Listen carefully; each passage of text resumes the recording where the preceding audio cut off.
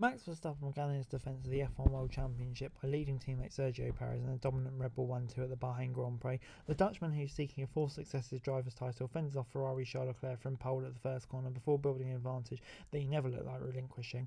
Verstappen led the entire race and claimed an extra point for setting the fastest lap as he finished 22 seconds clear of Perez, who delivered a strong drive from fifth on the grid. Outgoing Ferrari driver Carlos Sainz, who will be replaced by Lewis Hamilton next season, produced a strong drive to take the final podium spot. Sainz outperformed and finished ahead of teammate Leclerc, who struggled with brake issues and dropped back from second on the grid before salvaging fourth by passing Mercedes George Russell 10 laps from the end. Lando Norris held off the other Mercedes and Hamilton for sixth, where the Brits McLaren teammate Oscar Piastri finished eighth. Aston Martin rounded out the top 10 as Fernando Alonso led his teammate Lance Stroll home, with all 20 cars finishing the opening race in an impressive show of reliability. After delivering the most dominant season in sports history, Verstappen's victory extends to his winning streak for the last year to 8 races. The nature of Red Bull's display strengthens pre-season predictions that they're going to continue the sort of dominance that saw them win all but one race last season. However, the unique nature of the challenging surface in Bahrain will give rivals hope they can give a sterner chest next week. But despite Ferrari having been pushed and close in qualifying last yesterday, there was suspicion that the Dutchman's advantage on race would be far more significant.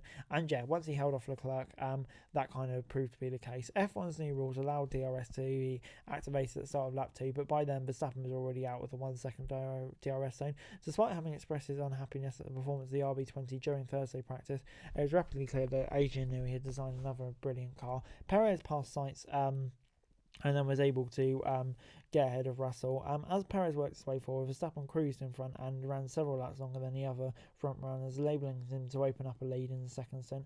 As was the case through most of the last season, Perez was unable to stay with his teammate and finished 22 seconds behind again. The Mexican's fighting for his Red Bull career and held off Sainz at only just about. F1's off-season was dominated by the news of Hamilton's blockbuster switch to Ferrari, which has created challenging dynamics for both teams, with Sainz's main goal now to put himself in a position to get a really good drive.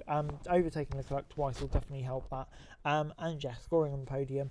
That's a really impressive first race. A frustrated Leclerc complained throughout the race about braking issues, as he reportedly locked out throughout the first 2 stints before finding some form in the final stages to pass Russell. Having started third, Russell had passed Leclerc at the second in the opening stages, but lost performance before he struggled with an overheated engine. Norris, who Verstappen most consistent challenger in the second half of last year, had a lonely sixth. Hamilton, who said he kind of sacrificed one lap for a race, didn't really make major inroads and just about beat Piastri for seventh. It was a subdued finish, and the only late drama came when Tsunoda became frustrated at being told to let Ricciardo go through. In the end, not really a lot happening for F1's first race of the season. But before I go, let me run you through the classification. Verstappen getting the win. No surprise there. He was dominant. It looks like we got basically a repeat of last year in coming at the front. Then you got Perez. I don't know, it's a kind of race. You could look at it both ways. He did what he needs to do, finish second, but Sainz shouldn't be that close to him in that car. And then you got the Ferraris maximising their results. Really impressed by Sainz as well. I think Russell, did the maximum he can do at the moment. Top two seem to have quite a decent advantage. Then you got Norris, good job from him. I think to hold off Hamilton. Hamilton be disappointed not to get in front of him. Just kind of legacy of a poor qualifying. Piastri, not bad from him. Maybe would have wanted slightly more. And the Astons just kind of firm in their status fifth fastest. Zhou did a good job to be the best of the rest in a way. Sad to see that the bottom five basically have no chance of scoring points now without a DNF.